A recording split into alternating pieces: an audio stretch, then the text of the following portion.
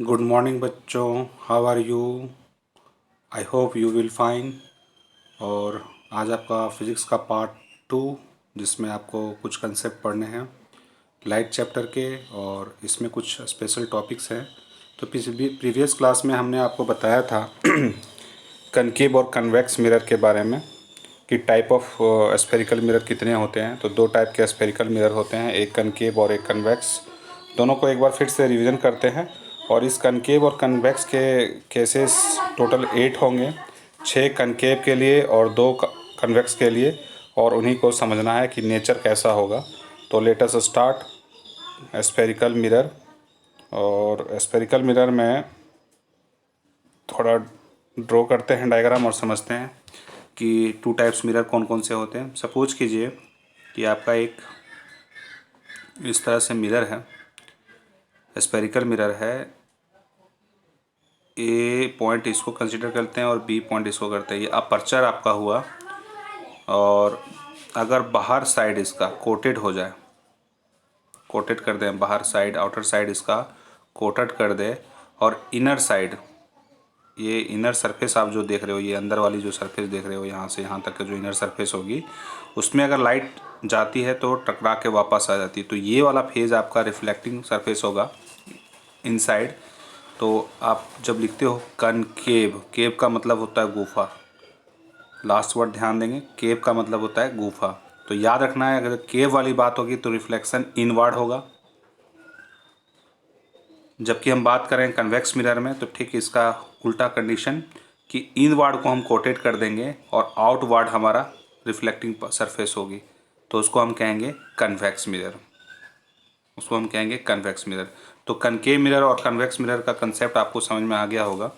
Next topic चलते हैं और डिस्कस करते हैं कि अगर मान के चलिए कि आपके पास कोई एक कनकेव मिरर है, कंसीडर कीजिए ये एक कनकेव मिरर है। प्रीवियस क्लासेस में अभी आप लोग इसके बारे में पढ़ चुके होंगे, फिर भी मैं एक थोड़ा सा ओवरव्यू, थोड़ी बेसिक कंसेप्ट दे दूं, क्योंकि इसका इस्तेमाल बहुत ज़्यादा होगा। ये आपका प्रिंसिपल एक्सिस है। इस पॉइंट को हम सेंटर ऑफ कर्वेचर मान लेते हैं। इस पॉइंट को हम फोकस मान लेते हैं। ये जहाँ पे मीट कर रही है लाइन, ये हमारा हो गया पोल। अब जो line centre of curvature, focus और पोल से गुजरती है, एक स्ट्रेट पाथ, उसको हम कहते हैं प्रिंसिपल एक्सिस। तो ये जो लाइन आप देख रहे हो ये सीधी जा रही है, जो सेंटर ऑफ कर्वेचर, फोकस और पोल से गुजरते हुए जो लाइन जाएगी उसको हम कहेंगे प्रिंसिपल एक्सिस, जो कि आप प्रीवियस क्लासेस में भी आप लोग पढ़े होंगे। नेक्स्ट आपका है ये जो सी पॉइंट आप देख रहे हो, यहाँ पे जो सी पॉइंट है उसको हम सेंटर ऑफ कर्वेचर कहते हैं, क्योंकि इस स्फेरिकल का सेंटर जो होगा उसको हम सेंटर ऑफ कर्वेचर कहते हैं। ये हमारा सेंटर और पोल का जो मिड पॉइंट होगा, जो कि हमारा कहलाता है फोकस, तो ये हमारा फोकस होगा। ये हमारा अपर्चर होगा, अपर्चर होगा, ये स्मॉल अपर्चर होगा, इसका नाम हम अपने से देते हैं ए, और बी ये हमारा स्मॉल अपर्चर होगा। पी हमारा पोल होगा। तो सेंटर ऑफ कर्वेचर और फोकस और पोल, तो अगर हम कहें कि सी एफ और एफ पी दोनों इक्वल है, क्योंकि एफ हमारा मिड पॉइंट होगा रेडियस ऑफ कर्वेचर का, यहाँ से इस दूरी को सेंटर ऑफ कर्वेचर से पोल की जो दूरी होती है उसको हम रेडियस ऑफ कर्वेचर के नाम से जानते हैं और डिनोट आर कहते हैं। जबकि एफ और पी की जो डिस्टेंस होगी, फोकस और पोल की जो डिस्टेंस होगी, उसको हम फोकल लेंथ कहते हैं। तो आपको समझ में आ गया होगा कि फोकल लेंथ और रेडियस ऑफ कर्वेचर में क्या रिलेशन है। तो focal length equals to F equals to हो जाएगी r/2, रेडियस ऑफ कर्वेचर का हाफ डिस्टेंस। तो आप लोगों को ये पूरी कंसेप्ट बेसिक समझ में आ गई होगी।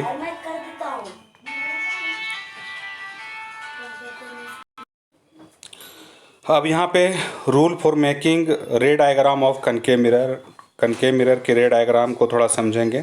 तो पहला कंसेप्ट आपका है a ray to the principal axis will passes through the principal focus after the reflection. तो a ray to the principal axis will passes through the principal focus after the reflection. तो थोड़ा इसको diagram से समझेंगे कि ये क्या concept है। सपोज़ कीजिए कि आपका ये कनकेव मिरर है और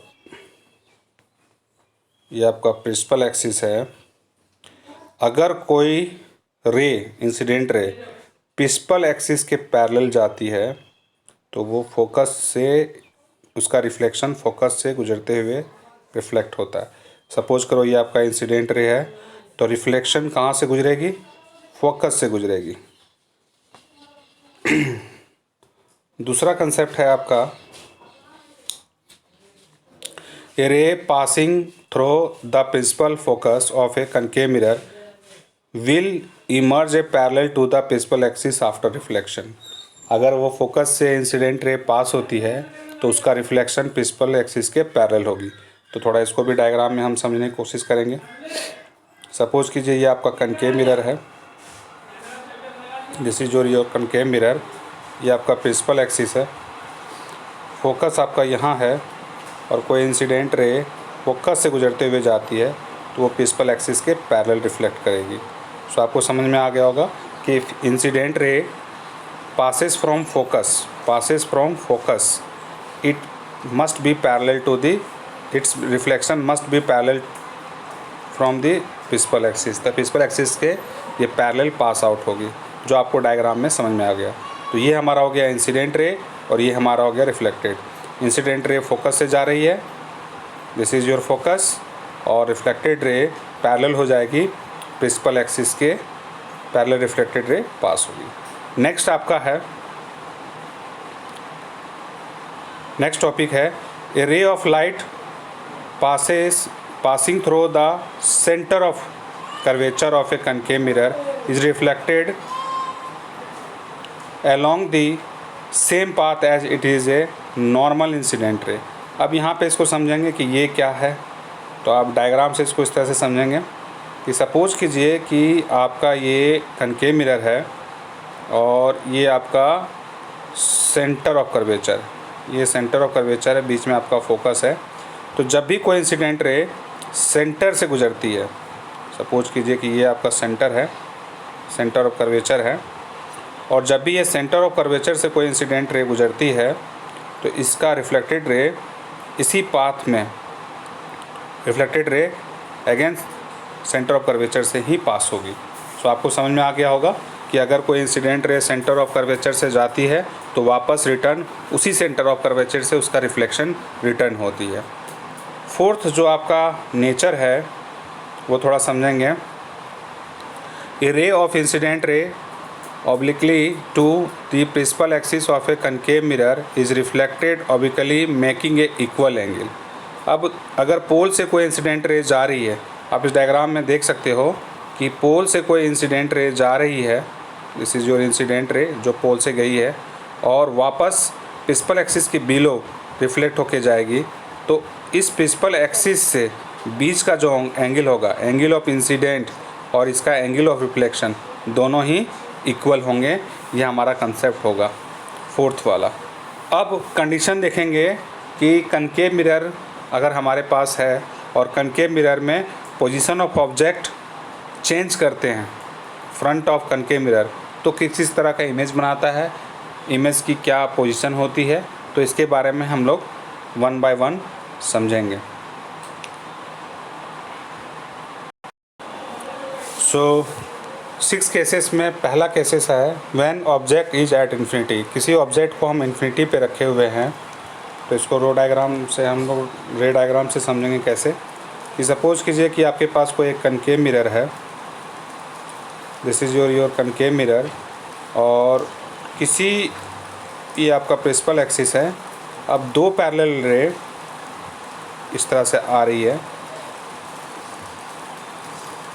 ये इंसिडेंट रे है, ये इसका रिफ्लेक्शन है, दूसरी ये जो पोल पे आएगी और वापस पोल से कटते हुए यहाँ चली जाएगी, यहाँ कटेगा जो कि हमारा फोकस होगा और फोकस पे हमारा इमेज बनेगा। इस तरह से इमेज बनेगी इसकी, फोकस पे यहाँ पे इमेज बनेगा। तो यहाँ पे देखा जाए तो दो इंसिडेंट रे है, दोनों आपस में पैरेलल है, दोनों स्ट्राइक होती है इस कनकेव मिरर के ऊपर, इधर पोर्ट्रेट कर देते हैं कनकेव मिरर पे, और दोनों का रिफ्लेक्शन इस पॉइंट पे मीट करती है। तो जब ऑब्जेक्ट हमारा इन्फिनिटी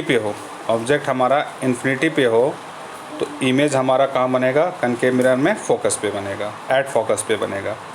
कैसा बनेगा, छोटा बनेगा, इन्वर्टेड बनेगा और रियल बनेगा।